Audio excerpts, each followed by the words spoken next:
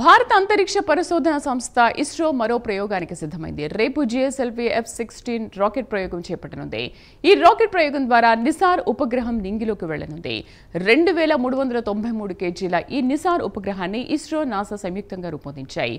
భూమి అణువణువును 12 రోజులకు ఒకసారి నిసార్ ఉపగ్రహం స్కాన్ చేయనుంది. అడవులు, మైదానాలు, కొండలు, పర్వతాలు, పంటలు, జలవనరులు, మంచు ప్రాంతాలు అన్నింటినీ నిసార్ ఉపగ్రహం అధ్యయనం చేయనుంది. ఈ నిసార్ ఉపగ్రహంలో నాసాకి చెందిన ఎల్ బ్యాండ్, ఇస్రోకి చెందిన ఎస్ బ్యాండ్ రాడార్లను శాస్త్రవేత్తలు అమర్చారు. పూర్తి సమాచారం కరెస్పాండెంట్ రవివర్మ అందిస్తారు. రవివర్మ. శ్రీదేవి, ఇస్రో అంటే ఇస్రో రాడార్ సెంటర్ నుంచి రేపు సాయంత్రం 5:40 రాకెట్ జిఎస్ఎల్వి 16 F-16 ప్రయోగం చేయనున్నారు. ఈ నేపథ్యంలో ఈ ప్రయోగం ద్వారా దాదాపు దేశంలోనే ప్రపంచ స్థాయిలో ఉన్నటువంటి నాసా సెంటర్ అలాగే ఇస్రో ఈ రెండు సంయుక్తంగా ఈ ప్రయోగాన్ని చేపడతా ఉంది. దీని ద్వారా అంటే భూమిని క్షుణ్ణంగా దాదాపు 12 రోజులకు క్షుణ్ణంగా స్కాన్ చేస్తుంది. భూమిలో జరుగుతున్నటువంటి పరిణామాలు అలాగే ఈ స్కాన్ ద్వారా క్షుణ్ణంగా చిత్రపటాలకు అత్యాధునిక సాంకేతిక పరిజ్ఞానంతో కూడినటువంటి చిత్రపటాలను సైతం వీటి ద్వారా ఈ ఉపగ్రహం ద్వారా పొందేందుకు వీలవుతుందని చెప్పేసి శాస్త్రజ్ఞులు అయితే పేర్కొంటున్నారు. ముఖ్యంగా ఈ నాసా ప్రయోగం, నాసా ప్లస్ ఇస్రో ఇద్దరు సంయుక్తంగా కలిసి ఈ రాకెట్ ప్రయోగాన్ని చేస్తున్నారు. ఇవాళ ఈరోజు మధ్యాహ్నం 2:10 ప్రయోగానికి కార్డు ప్రకటించగా రేపు సాయంత్రం 5:40 ఇస్రో రాకెట్ ప్రయోగం జరుగుతుంది. ఈ నేపథ్యంలోనే దీనికి సంబంధించినటువంటి ఈ రాకెట్ ప్రయోగ చిత్ర నమూనాని ఇవాళ తిరుమలలోను అలాగే తిరుపతిలో శ్రీకాళహస్తి అలాగే చెంగాళమ్మ ఆలయాల వద్ద ఇస్రో చైర్మన్ నారాయణ ప్రత్యేక పూజలు అయితే నిర్వహించారు. అయితే దీనికి ప్రధానంగా ఏంటంటే ఇస్రో రాకెట్ ప్రయోగం వల్ల అంతరిక్ష పరిశోధనా రంగంలో జరుగుతున్నటువంటి భూ ఉపరితలం మొత్తం స్కాన్ చేసి తదనుగుణంగా నూతన టెక్నాలజీతో కూడినటువంటి చిత్రపటాలను వీటి ద్వారా పొందేందుకు వీలుంటుంది. అదే కాకుండా ఈ ఉపగ్రహానికి నాసాకు సంబంధించిన ఎల్ బ్రాండ్ అలాగే ఇస్రోకి సంబంధించిన ఎస్ బ్రాండ్ అత్యాధునిక టెక్నాలజీతో కూడినటువంటి ఎల్ బ్రాండ్, ఎస్ బ్రాండ్లను రాడార్లను అమర్చడం వల్ల స్కానింగ్ సిస్టంలో ఆధునిక సాంకేతిక పరిజ్ఞానంతో కూడినటువంటి స్కానింగ్ సిస్టమ్ అందుబాటులోకి వస్తుందని చెప్పేసి భూ ఉపరితలం మీద అంటే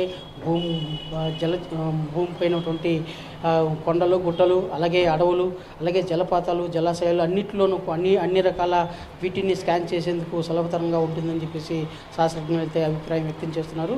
అది ఈ ప్రయోగం ఇప్పటి నాసా అలాగే ఇస్రో సంయుక్తంగా చేస్తున్న ఈ ప్రయోగం సక్సెస్ అవుతుందని చెప్పేసి నాసా శాస్త్రజ్ఞులు అయితే భావిస్తున్నారు. అదే కాకుండా భవిష్యత్తులో కూడా ఇలాంటి ప్రయోగాలు మరిన్ని సంయుక్తంగా చేపడతామని చెప్పేసి ఇస్రో శాస్త్రవేత్తలు అయితే పేర్కొన్నారు. అదే కాకుండా నాసా శాస్త్రవేత్తలు ఆల్రెడీ ఇక్కడ ఇస్రో సెంటర్కి చేరుకున్నారు. ఈ ప్రయోగాన్ని వీక్షించేందుకు ఇస్రో సెంటర్కి అయితే చేరుకున్నారు. అదే కాకుండా భవిష్యత్తులో కూడా నాసాతో కలిసి ఇస్రో మరిన్ని ప్రయోగాలు చేపట్టే అవకాశం ఉందని చెప్పేసి ఇస్రో శాస్త్రవేత్తలు అయితే స్పష్టం చేశారు.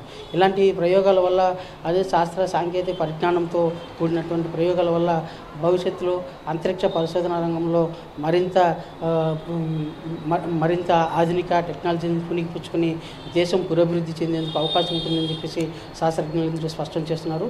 ఈ ప్రయోగం రేపు సాయంత్రం 5:40 శ్రీహరికోటలోని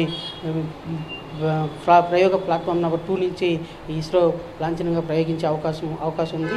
ఈ ప్రయోగం విజయవంతం అయిన పిదప భవిష్యత్తులో మరిన్ని ప్రయోగాలు కూడా చేపడతామని చెప్పేసి ఇస్రో శాస్త్రవేత్తలు అయితే స్పష్టం చేస్తున్నారు. శ్రీదేవి.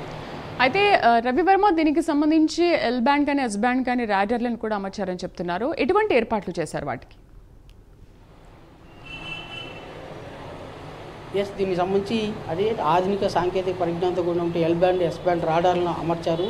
దాదాపు 2393 కిలోల బరువు కలిగినటువంటి నిసార్ రాకెట్ ఉపగ్రహాన్ని సాయంత్రం ప్రయోగించారు. దీనికి సంబంధించిన అన్ని రకాల సాంకేతిక పరిజ్ఞానంతో కూడిన టెక్నాలజీతో అంటే ప్రయోగాలన్నింటినీ కూడా ప్రయోగాత్మకంగా అన్ని పరిశీలించి సిద్ధం చేశారు. రేపు సాయంత్రం 5:40 ఈ రాకెట్ని ప్రయోగించే అవకాశం ఉంది. ఈ ఎల్ బ్రాండ్, ఎస్ బ్రాండ్ అంటే నాసాకు సంబంధించినటువంటి ఎల్ బ్రాండ్ అలాగే ఇస్రోకి సంబంధించిన ఎస్ బ్రాండ్ ఈ రెండు రాడార్ సిస్టమ్స్ ద్వారా భూమి ఉపరితలం మొత్తం కూడా క్షుణ్ణంగా స్కాన్ చేసేదానికి అవకాశం ఉందని చెప్పేసి శాస్త్రవేత్తలు అయితే స్పష్టం చేశారు. ప్రతి 12 రోజులకు ఒకసారి భూమి ఉపరితలము అలాగే భూమిలో ఉపరితల జలాశయాలు అలాగే కొండలు అన్నిటి ఆ ఉపరితలం మొత్తం కూడా అంటే ఈ జరుగుతున్నటువంటి పరిణామాలు భూ ఉపరితలంపై జరుగుతున్న పరిణామాలను ఎప్పటికప్పుడు పసిగట్టి వాటి ద్వారా వాటి చిత్రపటాలతో శాస్త్రజ్ఞ ఇస్రోకు అందించేందుకు ఎంతో దోహదపడుతుందని చెప్పేసి శాస్త్రజ్ఞులు భావించి ఈ ప్రయోగానికి ఒడిగట్టారు. ఈ రేపు సాయంత్రం 5:40 ఈ రాకెట్ ప్రయోగం జరగనుంది Sridevi. Right Ravivarma, thank you.